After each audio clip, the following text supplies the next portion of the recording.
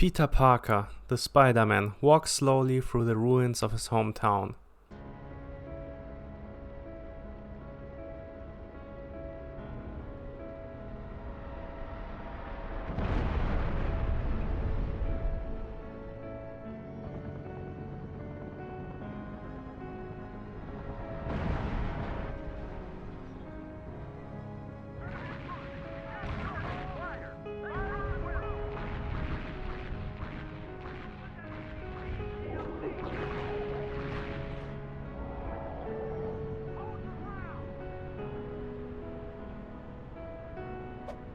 There's war in the streets of New York, but it's not a nation or a secret society which attacks. No, symbiotes. Symbiotes are attacking the city and they have conquered most of it.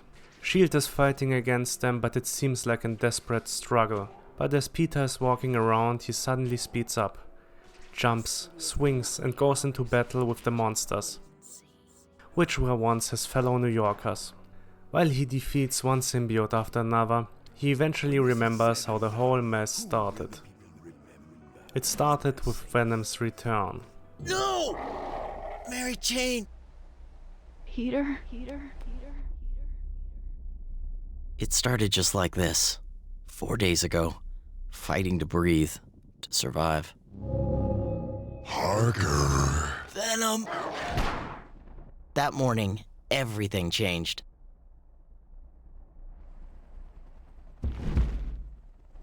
I'm feeling hungry. No! Eddie! What?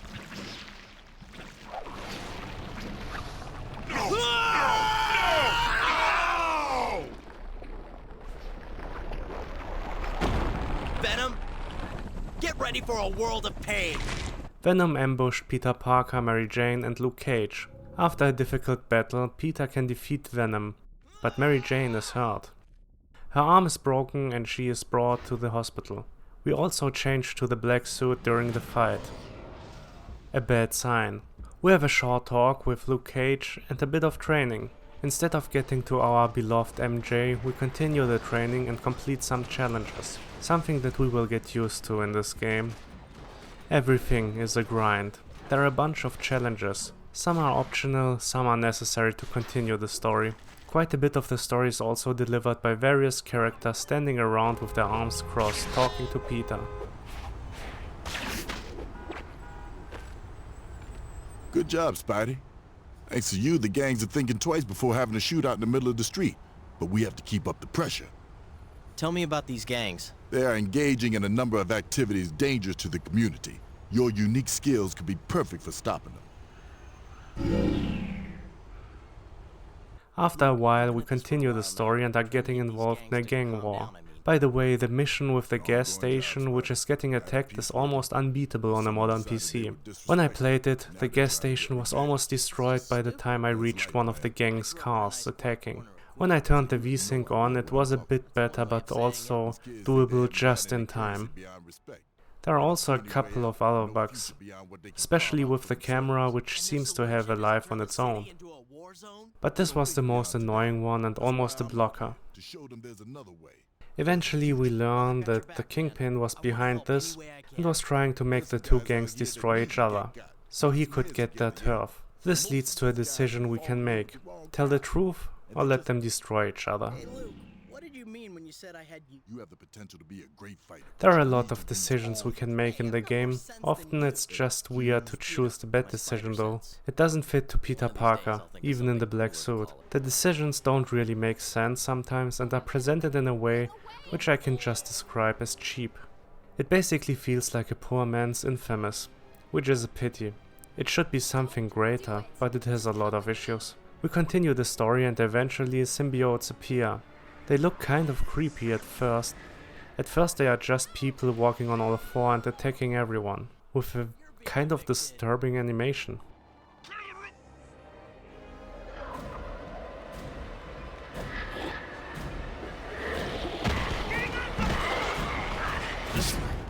This is bad. Really bad.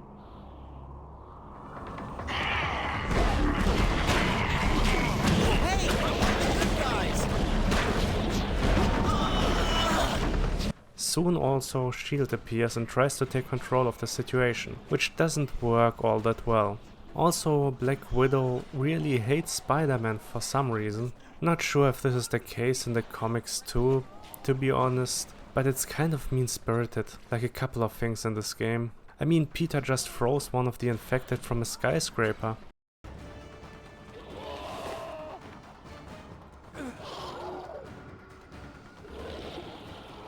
Which is not in character in my opinion. Peter is also quite mean to the Kingpin. I mean, we are used to bad jokes and making fun of the bad guys, but this is a bit over the top. I mean, with all that body shaming, I'm wondering who's the real villain here. But talking about villains, there are quite a bit of them in this game. Rhino, Venom, Vulture, Black Cat, and of course, once again, Electro. But there is a twist to it.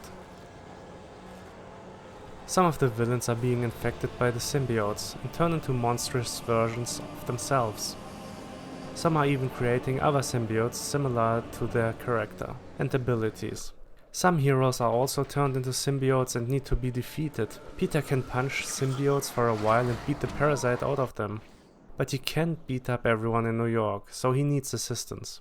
The player can, depending on their allegiance, call a hero or villain for the fight.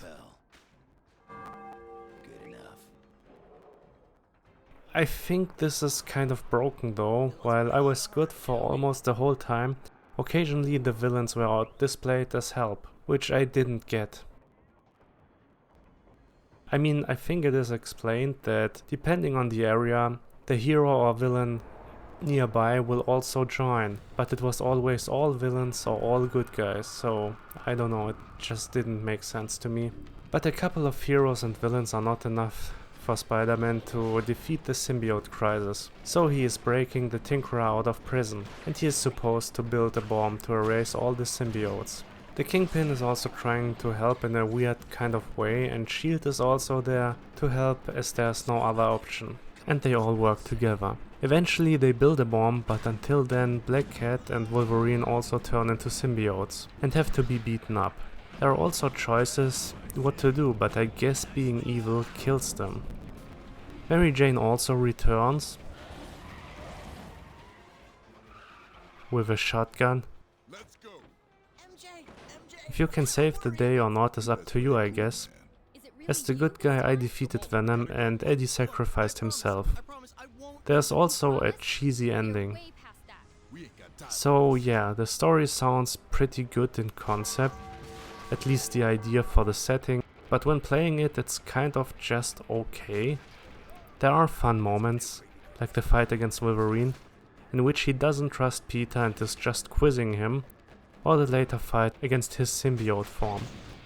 But overall, it's kind of weak. The gameplay in general was okayish, but it has its annoying parts. The side missions get boring quick, almost everything is a grind. Mostly it's just defeat X number of this or destroy Z number of things. It's also all random, which makes it less fulfilling to complete the events. With its random, I mean that the enemies just pop up randomly and you don't have, for example, a gang in a certain spot that you have to defeat. Instead, you just swing around and fight against whoever pops up, and you can only hope that they are involving your current mission goal. The skill system is also just okay. There were only a couple of standout abilities which I liked and often used. The skill system is also kind of weirdly presented. It's just a scroll down window in which you buy one ability after another. It just doesn't look all that interesting, to be honest. Health can be upgraded by getting spider emblems, which doesn't really make sense. You also don't really feel the damage, so to speak, for most of the game, as you only lose a little bit of health during the fights. But in the end, the difficulty really ramps up. Closer to the end, you really see your health dropping drastically with each attack that you receive, especially in some of the boss battles. But overall, it's fun to meet all the Marvel characters. There's also Moon Knight appearing among all the characters I mentioned, and probably I forgot some. Web of Shadows started interesting, but in the end it feels like a tired sequel to the series by Treyarch. I see it a bit as a sequel to Ultimate Spider-Man despite the different look and feel, but it's at least the return of Venom and can be seen as some kind of sequel in my opinion. But Treyarch was making Spider-Man games for years at this point, and I think they might had enough of it. And I just hope the next one is quite a bit better, to be honest. Web of Shadows gets an underwhelming 6 out of 10.